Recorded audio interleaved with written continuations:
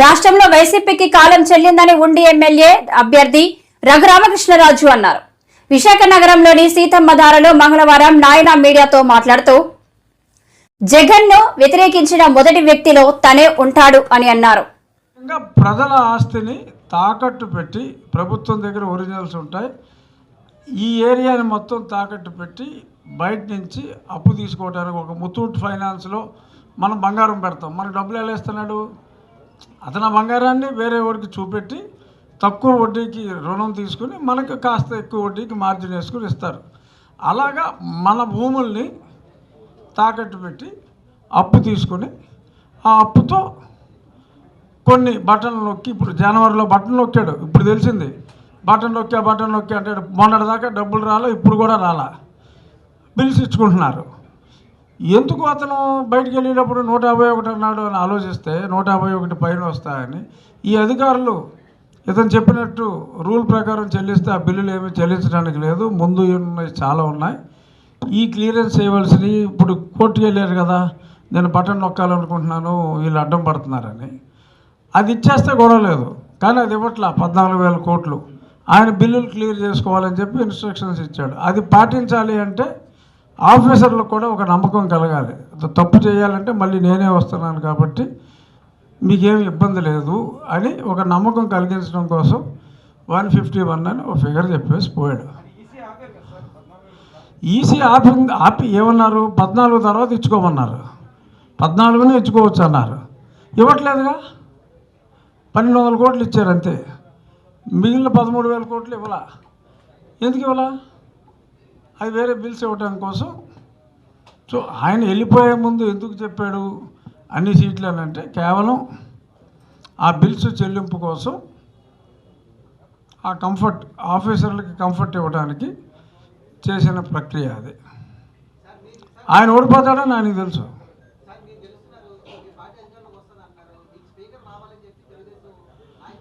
నేనైతే అనుకోవట్లే.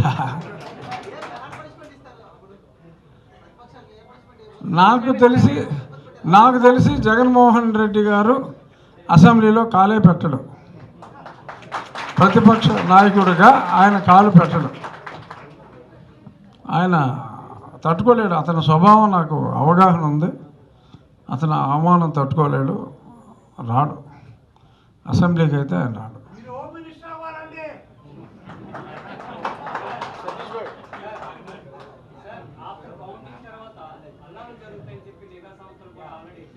అవునండి, గట్టిగా చెప్పారు. అంటే డెఫినెట్గా అల్లర్లు చేసే అవకాశం కొన్ని చోట్ల తప్పకుండా ఉందండి. కానీ పోలీస్ వ్యవస్థ ఇప్పుడు కొంచెం పటిష్టంగానే ఉంది. అంటే అల్లర్లు చేయాలన్నా కూడా అంటే 12ంటికే ఆ పార్టీ వాళ్ళు పూర్తిగా అల్లరైపోతారు. ఇంకా అల్లరి చేయాలన్నా కూడా ఓపిక ఉండదు అనేది నా అభిప్రాయం.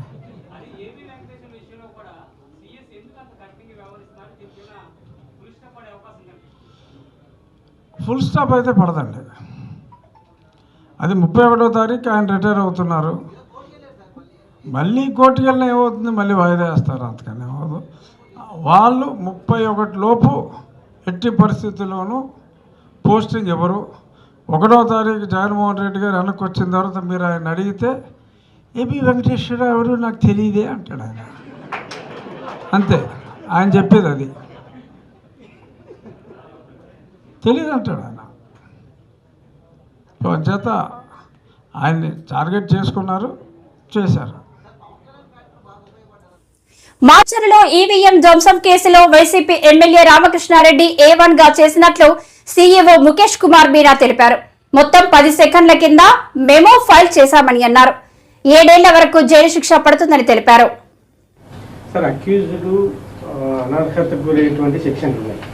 ఒకవేళ గెలిచినా అతనికి గెలిచినట్లుగా డిక్లరేషన్ ఇస్తారా అంటే కోర్టు జడ్జిమెంట్ ప్రకారం వెళ్ళాల్సిందే? No, now since the contest is already over, votes have already been polled. There are two things. One is that if any candidate who is involved in any such activity, if he wins it, anybody can file an election petition in the High Court, and then it depends on the evidence produced by them, and decision of the court, what decision they would take. Second thing is that if anybody in any such cases filed, criminal cases file అయిన తర్వాత 2 years and above ఆయనకి శిక్ష పడితే అది కూడా ఆటోమేటిక్గా అనర్హతకి వెళ్ళి. Sir అంటే మీరు ఇన్ని ఇన్సిడెంట్ 9 ఇన్సిడెంట్స్ జరిగింది ఈవీఎం ధ్వంసం సంబంధించి. ఒక ఫుటేజ్ దొరికింది, ఆయన ఎమ్మెల్యే గారు దాంట్లో నేరుగా దొరికారు. ఒక ఫుటేజ్ కాదు, ఒక ఫుటేజ్ 9 ఫుటేజ్ ఇచ్చారు. బట్ ఎమ్మెల్యే గారు దాంట్లో రెడ్ హ్యాండెడ్ గా దొరికారు. బట్ ఇక్కడ అందరూ అక్యూజ్డ్ అందరూ మీరు కేసులు నమోదు చేసి అరెస్ట్ చేసి లోపల పారిపోతున్నారు కదా, ఎట్లా సార్ దాన్ని మరి ఎందుకు క్విక్ రియాక్షన్ లేదు అనేది? No, that is why election commission said that SIT ఏర్పాటు చేయాలి. సిట్ మొత్తం ఇన్వెస్టిగేషన్ని పై నుంచి సూపర్వైజ్ చేస్తుంది. So they have given initial report, ఫర్దర్గా కూడా వాళ్ళు పని కంటిన్యూ చేస్తారు. దాచిపెట్టారా, తప్పుడు సమాచారం ఇచ్చారా, విచారణ సరిగ్గా చేయలేదు సార్ ఈ ఇష్యూలో? ఇన్ని రోజుల పాటు ఎందుకు డిలే? నేను మళ్ళీ 5 సార్లు అది same thing I have told you. So please don't ask the same question and again. Sir counting సమయం కూడా దగ్గర పడుతుంది కదా, మరి ఆ రోజు దాని తర్వాత కూడా మళ్ళీ అల్లరి జరిగేటటువంటి అవకాశం లేకపోలేదు, దానిపైన నో, ఇప్పుడు మీరు చూస్తున్నారు నవ్ అవర్ అరేంజ్మెంట్ మళ్ళీ స్ట్రెంగ్థన్ చేస్తున్నాము. ఎలక్షన్ కమిషన్ ఆర్డర్ ఇచ్చిన తర్వాత మరి 20 కంపెనీలు government of India home ministry నుంచి 20 కంపెనీలు అలాట్ చేశారు. ఎక్కడెక్కడ అలర్ట్ జరగచ్చు మనం ఆల్రెడీ ఐడెంటిఫై చేయడం జరిగింది. నిన్న డీజీపీ గారు కూడా స్టేట్మెంట్ ఇచ్చారు. 360 ప్లేసెస్లో అదే ఐడెంటిఫై చేశారు. పికెట్స్ మొత్తం రాష్ట్రంలో పెట్టేశారు. తర్వాత డ్రిల్స్, ఇప్పుడు డ్రిల్స్ కూడా నడిపిస్తున్నారు, ఫ్లాగ్ మార్చ్ చేస్తున్నారు. సో పూర్తిగా మనం ప్రిపేర్ అవుతున్నాం దీని గురించి. కన్సెప్షన్ కోసం సార్ ఒకటి ఆల్రెడీ అంటే మీరు ఆల్రెడీ చెప్పారు. ఇప్పుడు ఈ ఘటన నేపథ్యంలో ఇంకొకసారి డౌట్స్ ఏమొస్తున్నాయంటే మళ్ళీ ఏదన్నా రీపోల్కి అవకాశం ఉంటుందా, ఆ రకమైన సజెషన్స్ ఏమన్నా క్షేత్రస్థాయి నుంచి వచ్చాయా అనేది కొంత డౌట్లు వస్తున్నాయి సార్, అది కూడా క్లారిఫై చేస్తాం. అంటే రీపోల్ ఏమైనా చేయాలంటే అక్కడ సంథింగ్ షుడ్ హ్యాపన్ దట్ అక్కడ nobody is able to vote. ఇక్కడ ఏం జరిగింది అంటే కొన్ని మిగతా చోట్ల కూడా ఏం జరిగింది అంటే బ్యాలెట్ యూనిట్ లేదా కంట్రోల్ యూనిట్ లేదా వీవీప్యాట్ని డ్యామేజ్ చేశారు. డ్యామేజ్ చేసిన తర్వాత ఓట్ ఎక్కడ ఉంటాయి? ఓట్ కంట్రోల్ యూనిట్లో ఉంటాయి. కంట్రోల్ యూనిట్లో చిప్ ఉంటుంది. ఆ చిప్లో ఓట్ సిక్యూర్ ఉంటే మనము పోలింగ్ కంటిన్యూ చేస్తాము. ఆ చిప్ ఏమైనా డిస్ట్రాయ్ అయితే అంటే ఆ రోజు ఆ టైం వరకు 200 మంది ఓట్ వేశారు, వాళ్ళ నంబర్ అక్కడ ఉన్నది అంటే వీ విల్ కంటిన్యూ. ఆ డేటా పోయింది, దెన్ రీపోల్కి వెళ్ళాలి. ఇక్కడ అన్ని చోట్ల కలెక్టర్ సర్టిఫై చేశారు, బెల్ ఇంజనీర్ వెళ్ళి చూశారు, సర్టిఫికేట్ ఇచ్చారు. అంటే ఆ టైం వరకు వచ్చిన ఓట్ అన్నీ భద్రంగా ఉన్నాయి. అండ్ దెన్ దీని తర్వాత 1/2 అవర్ 1 అవర్ గ్యాప్ వచ్చిన తర్వాత కొత్త మెషిన్ పెట్టేసి ఆ మెషిన్లో కొత్త ఓట్ నమోదు చేయడం జరిగింది. That is also secure. మనం ఆల్రెడీ పెట్టేశాము, మన స్ట్రాంగ్ రూమ్లో కౌంటింగ్ జరుగుతుంది. సార్ పిన్నెల్లి ఓటర్లను భయభ్రాంతులు గురించడం, అక్కడ మహిళలను అబ్యూజివ్ లాంగ్వేజ్ ఉపయోగించడం, ఆ సెక్షన్లో కూడా పెట్టారా? పెట్టకుంటే ఏమైనా అది రికమెండ్ చేస్తాం? నో, దాట్ ఎనీవే పోలీస్ ఇన్వెస్టిగేషన్లో ఇవి అన్నీ ఎక్కడ యాడ్ చేయాలో ఎక్కడ చేయాలో దే విల్ డూ ఇట్. ఆమె ఈ పార్టీలో ఉన్నట్లుగా Bengaluru city commissioner Dayanand clear గా స్పష్టం చేస్తున్నారు. ఇలా హాట్ టాపిక్ అవుతున్న హేమ వ్యవహారంపై ఆమె సహనటి కరాటే కళ్యాణి తాజాగా కొన్ని సంచలన వ్యాఖ్యలు చేసింది. హేమ గురించి ఆమె మాట్లాడుతున్న వీడియో ఒకటి సోషల్ మాధ్యమాలలో బాగా వైరల్ అవుతుంది. తన వెనకున్న మచ్చ చూసుకోదు అన్నట్టుగా నిన్న బెంగళూరు రేవ్ పార్టీలో దొరికిన హేమక్క చాలా చాలా రకాలుగా ఇండస్ట్రీ వాళ్ళని ఎన్నో రకాలుగా నేనే పెద్ద ముత్తైదువుని, అన్నిటికీ నేనే బాధ్యురాలిని, నేనే అందరినీ ఉద్ధరిస్తున్నాను, ప్రతి వాటిలో నేనే ఉన్నాను, ఆడవాళ్ళకి చాలా చాలా హెల్ప్ చేస్తున్నాను, ఇండస్ట్రీ వాళ్ళందరూ నా మీదే ఆధారపడ్డారు, నేనే పెద్ద దిక్కుని, నేను మా అసోసియేషన్ ఎలక్షన్లో కానీ ఎక్కడ కానీ అన్నట్టుగా ఆవిడ ప్రవర్తించే తీరు చూస్తే నిజంగా బయట వాళ్ళు అమ్మో ఈవిడ పెద్ద నోరు మాట్లాడకూడదు అనుకునేవాడు. ఎవరిని వదలకుండా పిచ్చి పిచ్చిగా అందరినీ ఏదో విధంగా గొడవలు చేస్తున్న ఆమె చేసినవన్నీ మనం చూసాం. మా అసోసియేషన్లో ఆయన చేయి కొరికింది శివబాలాజీది, అంతకుముందు రాజేంద్ర ప్రసాద్ గారిని అడ్డగించింది, నా మీద కేసులు పెట్టానని చెప్పి పోలీస్ స్టేషన్స్కి వెళ్ళింది, నన్ను ఏదో ఫ్రెండ్స్తో సరదాగా పేకాడుకుంటే అది ఎవరో పట్టిస్తే అదేదో పెద్ద నేరంలాగా నువ్వు పేకాడావు కరాటే కళ్యాణ్ నువ్వేం చేసావు అని మాట్లాడిన హేమక్క ఈరోజు నువ్వేం చేసావు? ఒక రేవ్ పార్టీలో డ్రగ్స్తో పాటు దొరికావు. నువ్వు ఈ శాంపిల్స్ వచ్చిన తర్వాత బెంగళూరు పోలీసులు నీకు ఖచ్చితంగా నీకేంటన్నది పనిష్మెంట్ ఇస్తారు. ఇక్కడైతే ఎలాగూ ఇంకా చాలా పనిష్మెంట్స్ తీసుకోవడానికి సిద్ధంగా ఉండు. ఎందుకంటే ఒక మనిషికి ఒక మాట అనే ముందు కర్మ రిటర్న్స్ అంటారు. ఎప్పుడైనా మనం చేసిందే మనకు తిరిగి వస్తుందని. కాబట్టి ఇక ముందైనా జాగ్రత్తగా నడుచుకో. దేవుడి దయ వల్ల నీకు ఆ డ్రగ్స్తో ఏ సంబంధం లేకుండా, నీకు ఏ శాంపిల్స్లో ఎటువంటి ఇది లేకుండా నువ్వు ఉండాలని నేను మరొక్కసారి దేవుణ్ణి కోరుకుంటున్నాను. Good luck. ఇంకొకసారి ఎవరి మీద నోర్లు పారేసుకోకుండా ఆడవాళ్ళని అలాగా ఇలాగా అనకుండా ఉంటే బాగుంటుందని నేను కోరుకుంటూ, హేమకు అర్థమైంది ఇప్పటికైనా? ఆదాయానికి మించిన ఆస్తుల కేసులో తెలంగాణ సిసిఎస్ ఏసీపీ ఉమా మహేశ్వరరావును ఏసీబీ అధికారులు అరెస్టు చేశారు. ఇవాళ ఏసీపీ ఉమా మహేశ్వరరావు నివాసంలో ఆయనకు సంబంధించిన ప్రదేశాల్లో ఏకకాలంలో తెలుగు రాష్ట్రాల్లో 8 చోట్ల ఏసీబీ సోదాలు. ఓకే, సో ఈరోజు మార్నింగ్ 5:30 నుంచి హైదరాబాద్ కమిషనరేట్లోని ఏసీపీ సిసిఎస్ డిటెక్టివ్ డిపార్ట్మెంట్లో వర్క్ చేస్తున్న శ్రీ టి ఉమామహేశ్వరరావు గారి ఇంటిపైన, వారి బంధువుల ఇంటిపైన, close associates residences and offices location పైన అరౌండ్ 11 ప్లేసెస్లో సెర్చెస్ చేయడం జరిగింది. ఆయన పైన అభియోగాలు రావడంతో ఆదాయానికి మించిన అక్రమ ఆస్తులు ఉన్నాయన్న నేపథ్యంలో ఇవి సెర్చెస్ చేయడం జరిగింది. సో ఆ సెర్చెస్లో భాగంగా ఇప్పటిదాకా అన్ని సెర్చెస్ అన్ని ప్లేసెస్లో చూసి కన్సాలిడేట్ చేసుకుని చేస్తే అరౌండ్ 17 ప్రాపర్టీస్ ఈయన వేరియస్ ప్లేసెస్లో ఈయన అండ్ ఈయన బంధువుల పేరు మీద కొన్నట్టుగా తెలుస్తోంది. అండ్ అందులో ఒక 5 ప్రాపర్టీస్ గట్కేసర్ ఏరియాలో ఉన్నాయి, కొన్ని ఆంధ్రాలో కూడా ఉన్నాయి. ఒక 7 ప్రాపర్టీస్ వైజాగ్ దగ్గర చౌడవరం అనే ఏరియా ఉంటుంది, ఆ చౌడవరంలో కొన్నట్టుగా తెలుస్తోంది. అట్లనే ఇక్కడ ఈ సేమ్ అశోక్ నగర్ ఏరియాలోనే అరౌండ్ 4 ప్రాపర్టీస్ ఉన్నాయి.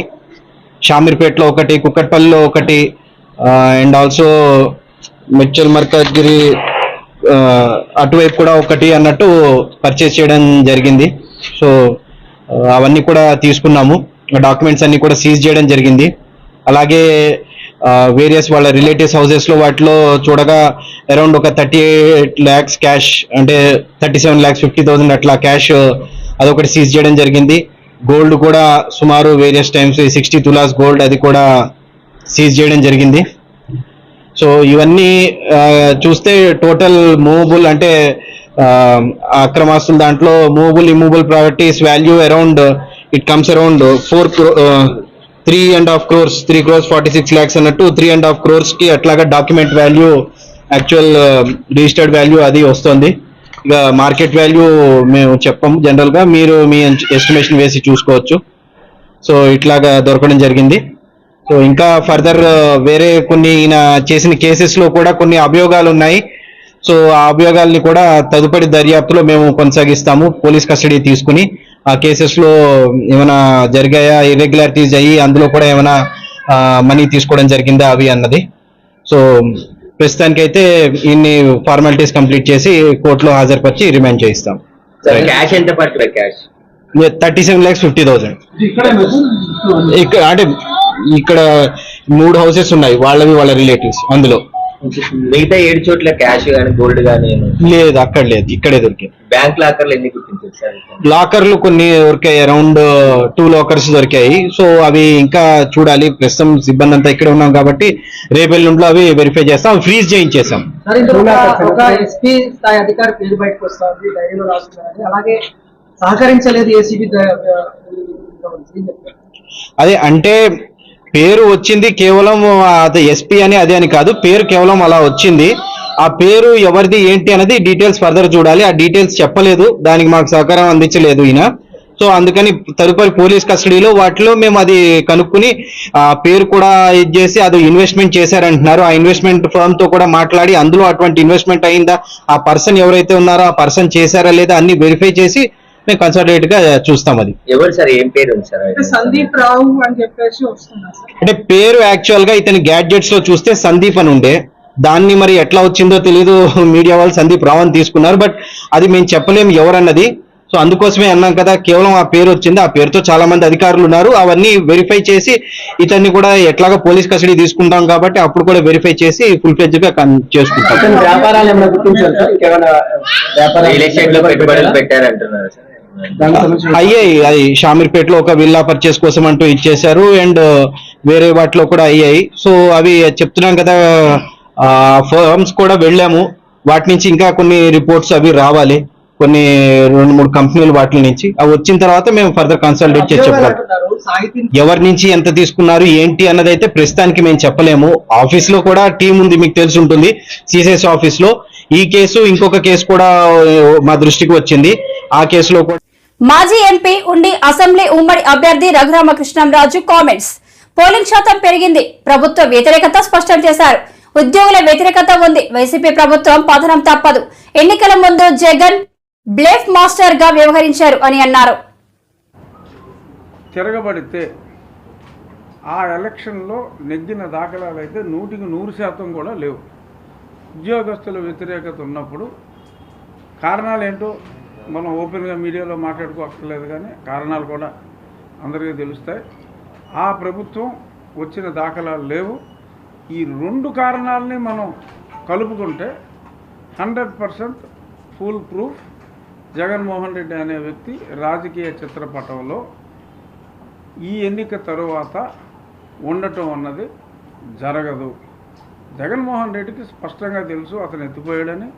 కాకపోతే ఏ 14,000 కోట్లు అయితే ఎన్నికలకి ఒక రోజు ముందు, గతంలో 6 నెలల ముందు నొక్కిన బటన్ల తాలూకు డబ్బులు రిలీజ్ చేయాలనుకున్నాడో దాన్ని ఇతర కాంట్రాక్టర్లకి 25% కమిషన్ తీసుకుని వెనక్కి వాళ్ళకి ఇవ్వటం కోసం మనం వస్తున్నాం. ఎందుకంటే అధికారులతో ఇంకా తప్పులు చేయించాలి. అధికారి తప్పులు చేయాలంటే ఇతడు మళ్ళీ వస్తాడని ఒక కాన్ఫిడెన్స్ ఉండాలి. కాబట్టి అధికారుల్ని బ్లఫ్ చేయడానికి ఒక బ్లఫ్ మాస్టర్ లాగా ఏదో అక్కడ ఒక చిన్న సీన్ క్రియేట్ చేసి మనం వస్తున్నామని చెప్పి వెళ్ళాడు. విశాఖపట్నంలో పారిశ్రామికవేత్తలు సదస్సు జరిగింది. ఆ పారిశ్రామికవేత్తలు ఎవరండి? ఆడవాళ్ళందరూ ఐపాక్ టీమే. మహిళా పారిశ్రామికవేత్తలు అంటే వాళ్ళే. ఆ తర్వాత మరి కొంతమంది లబ్ధిదారులు మరి గెటప్పులు మార్చి కొంతమంది లబ్ధిదారులు జగన్మోహన్ రెడ్డి వలన నాకు ఇది వచ్చింది, నేను నా జీవితాంతం, నేను నా పిల్లలు, వాళ్ళ పిల్లలు అందరూ కూడా జగన్మోహన్ రెడ్డికి రుణపడి ఉంటాం.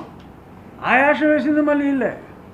అక్కడ ఐపాక్లో వాళ్ళు నిజంగా సర్వే చేస్తున్నారా? ఐపాక్ సర్వే టీం కూడా మరి ఆర్టిస్టులతోనే నడిపిస్తున్నారా? పారిశ్రామికవేత్తలు వాళ్ళే, లబ్ధిదారులు వాళ్ళే, సర్వే చేసేది వాళ్ళే. దీన్ని బట్టి అదంతా ఒక డ్రామా కంపెనీ. ఏంటి ప్రమాణ స్వీకారం చేస్తానంటున్నారు, అది ఇది అని చూద్దాం. నాకు తెలిసి నేను నిన్నే చెప్పా, విశాఖపట్నంలో అంటూ వాళ్ళు సరదాగా అసలు ఆ రోజుకి అసలు 4వ తారీఖు తర్వాత జగన్మోహన్ రెడ్డి ఎక్కుంటాడో ఎవరికి తెలియదు. ఒకవేళ 1వ తారీఖు వస్తే చాలామంది అనుకునేది ఆయన లండన్లో జిమ్ చేస్తూ ఉంటే కాలు బెనుగుతుందని, సో వేరే హాస్పిటల్కి వెళ్ళి కొంచెం టైం తీసుకుని 5వ తారీఖు తర్వాత 4 రిజల్ట్లు తేడాగా వస్తాయి.